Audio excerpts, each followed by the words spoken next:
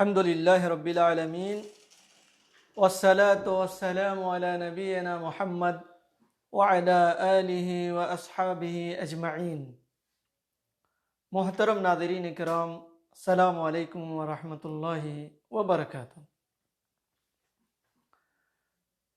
آج کل ہم اور آپ ذی الحجہ کے مبارک مہینے سے گزر رہے ہیں۔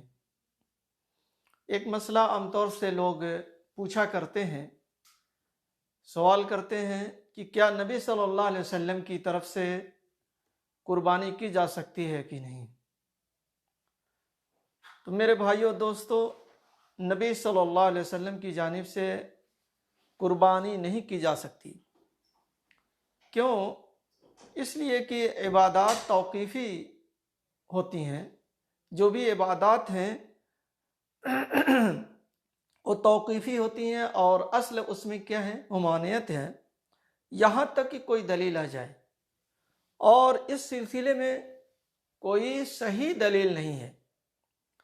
اس سلسلے میں ایک روایت پیش کی جاتی ہے جو امام ترمذی رحمہ اللہ نے نقل کی ہے اپنی کتاب سنن میں۔ حدثنا شریک عن ابی الحسن عن الحکم عن حنش عن علی انہ کان یضحی بکبشین احدہما عن النبی صلی اللہ علیہ وسلم والآخر عن نفسی فقیل له فقال امرنی به یعنی النبی صلی اللہ علیہ وسلم فلا ادعه ابدا۔ اس حدیث کو امام ترمذی نے روایت کیا ہے، اور روایت کرنے کے بعد کہتے ہیں ہذا حدیث غریب لا نعرف الا من حدیث شریک۔ یہ حدیث غریب حدیث ہے، یہ حدیث ہم کو شریک کے راستے ہی سے ملی ہے، شریک ہی سے ملی ہے، شریک کے علاوہ کہیں اور جگہ ہم کو نہیں ملی۔ اس حدیث کے اندر علی رضی اللہ عنہ فرماتے ہیں عن علی انہ کان یضحی، حنس کہتے ہیں کہ علی رضی اللہ عنہ 2 میڑھے کی قربانی دیا کرتے تھے، ان میں سے ایک نبی صلی اللہ علیہ وسلم کی طرف سے اور دوسری اپنی جانب سے، اپنے نفس کی طرف سے۔ تو آپ سے کہا گیا تو آپ نے فرمایا کہ مجھے نبی صلی اللہ علیہ وسلم نے اس کا حکم دیا ہے، اس لیے میں اس کو نہیں چھوڑ سکتا۔ نبی صلی اللہ علیہ وسلم نے حکم دیا ہے کہ میں آپ کی جانب سے قربانی کروں، اس لیے میں اس کو نہیں چھوڑ سکتا۔ دوسری روایت ہے، امام احمد اور ابو داؤد نے روایت کیا ہے، وہ بھی شریک ہی کے طریق سے ہے۔ اس کے اندر ہے ان حنش، حنس کہتے ہیں کہ میں نے دیکھا علی رضی اللہ عنہ کو کہ وہ 2 میڑھے کی قربانی دیا کرتے تھے، تو میں نے ان سے کہا کہ یہ کیا ہے؟ تو آپ نے فرمایا ان رسول اللہ صلی اللہ علیہ وسلم اوصانی ان اضحی عنہ فانا اضحی عنہ۔ میں نے علی رضی اللہ عنہ کو دیکھا کہ وہ 2 میڑھے کی قربانی دیا کرتے تھے، تو میں نے ان سے کہا کہ یہ کیا ہے؟ تو آپ نے فرمایا کہ اللہ کے رسول صلی اللہ علیہ وسلم نے مجھے وصیت کی ہے کہ میں آپ کی جانب سے قربانی کروں، اس لیے میں آپ کی طرف سے قربانی کر رہا ہوں۔ یہ 2 روایتیں ہیں۔ پہلی روایت میں امر کا حکم ہے، یعنی مجھے نبی نے حکم دیا، اور دوسری روایت جو امام احمد اور ابو داؤد کی ہے اس میں وصیت کا ذکر ہے۔ یہ دونوں روایتوں کا حکم کیا ہے؟ یہ دونوں روایتیں ضعیف ہیں۔ اس کے بارے میں علامہ البانی رحمہ اللہ فرماتے ہیں، میں کہتا ہوں کہ یہ حدیث، کہ اس حدیث کی سند ضعیف ہے، کیونکہ شریک بن عبداللہ القاضی کا حافظہ خراب تھا، شریک کا حافظہ اچھا نہیں تھا۔ اسی طریقے سے حنش بن معتمر صنعانی کو بھی جمہور علماء نے ضعیف قرار دیا۔ شیخ البانی کہتے ہیں کہ جمہور علماء کرام کے نزدیک حنش یہ بھی ضعیف ہیں، اور ابو الحسنہ اس روایت میں، اس حدیث کی روایت میں ابو الحسنہ یہ مجہول راوی ہیں۔ تو اس طریقے سے یہ روایت متکلم فی ہے، اس میں مجہول راوی ہے، ضعیف راوی ہیں، ایسے راوی ہیں جن کا حافظہ کمزور ہے، تو یہ حدیث نبی صلی اللہ علیہ وسلم تک نہیں پہنچ پاتی، ثابت نہیں ہو پاتی نبی سے یا حضرت علی سے۔ حضرت علی سے یہ روایت ثابت نہیں ہو پاتی ہے کہ علی رضی اللہ عنہ کو نبی صلی اللہ علیہ وسلم نے وصیت کی ہے یا حکم دیا ہے۔ تو میرے بھائیو دوستو، جب حدیث ثابت نہیں ہو پا رہی ہے، ضعیف ہے، تو پھر کیسے اس پر عمل کیا جائے گا؟ اس لیے اس حدیث پر میرے بھائیو دوستو عمل نہیں کیا جائے گا۔ اور جو صحابہ کرام ہیں، صحابہ کرام ہم سے زیادہ اللہ کے نبی صلی اللہ علیہ وسلم سے محبت کرنے والے تھے، ہم سے زیادہ نبی صلی اللہ علیہ وسلم کی اتباع اور پیروی کرنے والے تھے، لیکن کسی صحابی سے اس طرح کا عمل ثابت نہیں ہے۔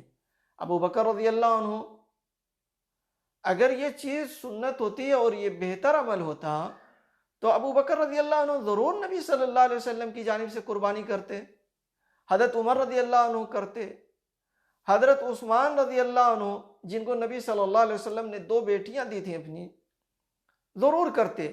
لیکن کسی صحابی سے ذکر نہیں آتا اور کوئی صحابی نبی کی طرف سے قربانی نہیں کر رہے ہیں، اس لیے میرے بھائیوں دوستو ہمیں ایسے عمل سے بچنا چاہیے جس عمل کا ثبوت نہیں ہے، جس عمل کا ثبوت نہیں ہے۔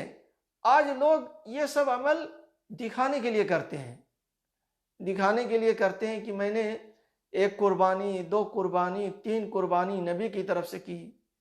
ہمیں تو یہی دعا کرنا چاہیے کہ ہمارا یہ ٹوٹا پھوٹا عمل، ہماری یہ قربانی اللہ کے دربار میں قبول ہو جائے، پھر ہم نبی کی طرف سے کر رہے ہیں، اور نبی ہماری قربانی کے محتاج نہیں ہے، بلکہ آپ اپنے والد کی طرف سے کیجئے، اپنے گھر والوں کی طرف سے کیجئے، جو ثواب چاہتے ہیں اور ثواب کے محتاج ہیں ان کے لیے کیجئے۔ اللہ کے نبی صلی اللہ علیہ وسلم کی طرف سے اگر آپ نہیں کرتے ہیں یا قربانی نہیں کرنا چاہیے، جب ثابت ہی نہیں ہے تو نہیں کرنا چاہیے، لیکن ہماری قربانیوں کا ثواب نبی صلی اللہ علیہ وسلم کو حاصل ہوگا، نبی صلی اللہ علیہ وسلم کو حاصل ہوگا، اس لیے کہ اللہ کے نبی صلی اللہ علیہ وسلم فرماتے ہیں من دل علی خیر فلہ مثل اجر فاعلہ، یعنی جو شخص کسی نیکی کے کام کی رہنمائی کرے تو نیکی کرنے والے کے برابر رہنمائی کرنے والے کو بھی ثواب ملتا ہے۔ یہ حدیث مسلم شریف کی ہے، یعنی اگر آپ کسی آدمی کو نمازی بناتے ہیں تو وہ جب تک نماز پڑھے گا آپ کو بھی ثواب ملے گا۔ کوئی بھی نیک عمل اگر آپ کی وجہ سے کوئی بندہ کر رہا ہے تو وہ جب تک کرے گا آپ کو بھی اس کا ثواب ملے گا، اس لیے کہ آپ نے اس کی رہنمائی کی، آپ نے اس کو ہدایت کے راستے پر لائے ہیں۔ تو ہم سب نبی صلی اللہ علیہ وسلم کے بتائے ہوئے طریقے ہی پر تو چلنے کی کوشش کرتے ہیں۔ دین ہم کو نبی سے ملا ہے، قربانی ہم کو نبی سے ملی ہے، تو ہم جو بھی عمل کریں گے سب کا ثواب نبی کو بھی ملے گا۔ قرآن پڑھیں گے اس میں بھی نبی کو ثواب ملے گا، جو بھی کام کریں گے نبی کو ثواب ملے گا، اس لیے کہ ہم جو کچھ کر رہے ہیں نبی صلی اللہ علیہ وسلم کے بتانے سے کر رہے ہیں، اس لیے نبی کے لیے الگ سے کرنا یہ صحیح نہیں ہے۔ جس کی دلیل نہیں ہے، جس کا ثبوت نہیں ہے، نہیں کرنا چاہیے۔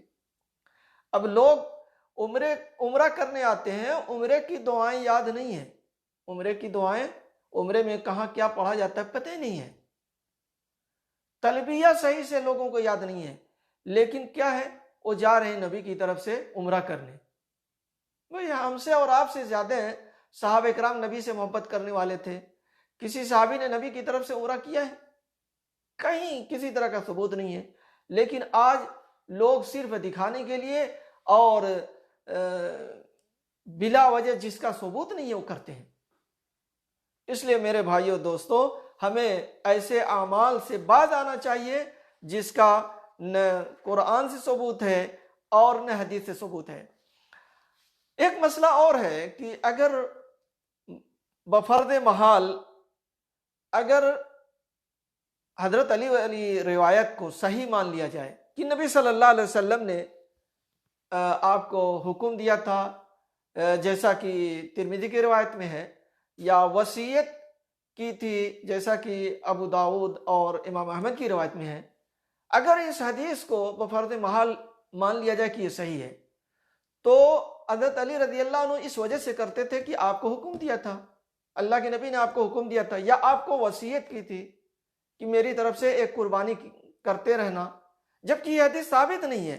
اگر مان لیا جائے تھوڑی دیر کے لیے کہ ثابت ہے، مان لیا جائے، تو پھر یہ نبی نے آپ کو حکم دیا تھا یا آپ کو وصیت کی تھی؟ تو ہم کو تو حکم نہیں دیا اور دوسرے صحابہ کو تو نہیں دیا اور دوسرے صحابہ کو وصیت نہیں کی، اس لیے کوئی نہیں کرتے تھے۔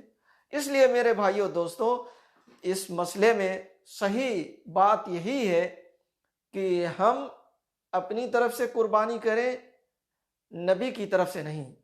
اور اگر ہم چاہتے ہیں کہ نبی صلی اللہ علیہ وسلم کو ثواب حاصل ہو تو ہم زیادہ سے زیادہ نیک عمل کریں۔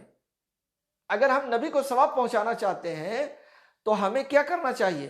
ہمیں زیادہ سے زیادہ نیک عمل کرنا چاہیے۔ ہم جو بھی نیک عمل کریں گے تو اس کا ثواب نبی کو بھی پہنچے گا۔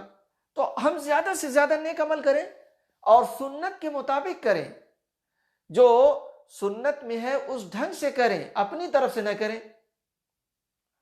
اب آپ دیکھ لیں کتنے لوگ ہیں طواف کرتے ہیں، ان کو پتہ نہیں ہے قاعدے سے کہ کہاں کس چیز کو، کس کو بوسہ دینا ہے، کس کو چھونا ہے، کس کی طرف اشارہ کرنا ہے، معلوم نہیں ہے۔ اور وہ لوگ کیا کرتے ہیں، کتنے لوگوں کو میں نے دیکھا، بہت بڑی تعداد کو دیکھا کہ مقام ابراہیم کو چومتے ہیں۔ مقام ابراہیم کو تو چومنا ثابت نہیں ہے حدیث میں، اب مقام ابراہیم کو چومتے ہیں، کعبے کے ہر کونے کو چومتے ہیں، جدھر جاتے ہیں ادھر چومتے ہیں۔ میرے بھائیو دوستو، ہمارا دین عقیدت پر نہیں ہے، ہمارا دین دلیل پر ہے، سنت کے مطابق ہے۔